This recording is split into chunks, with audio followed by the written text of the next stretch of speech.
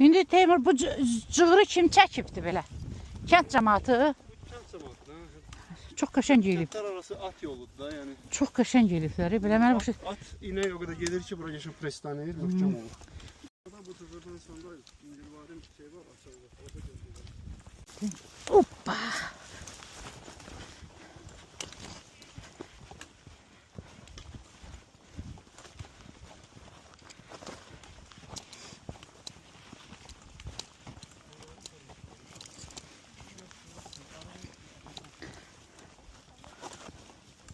Amma qışda da maraqlı olar, elə bura qarda. Hə, qarda çox gözəl olar. Bax, belə qarda yerəsən bu cığırla.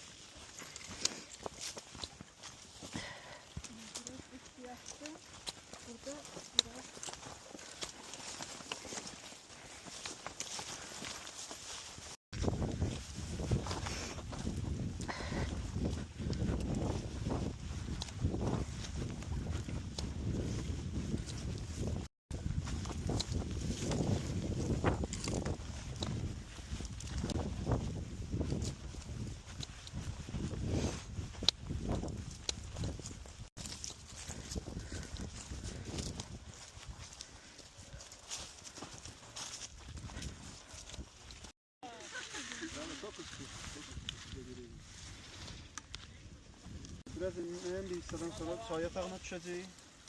Potom çay yatağından sonra biraz qalxacağıq. Toka zigzaglarla düşəcəyik kəndə. Abrov есть kəndə yaxın. Orada biz sizə kömək edəcəyik. Ona görə bir gün yaxşı ki 4 dənə bələdçimiz var. Yəni elə qorxulu yerdir ki, desən kömək. Orada prosta relyef rıxlıdır. Kəndin yuxarısında olan yamaç çöküb. Üstündə elə bir zigzaglı eyni bu kimi cığırdır. Prosta uçub cığır. Yəni qayanın bir hissəsi belə. İndi kəndə kimi neçə kilometr var?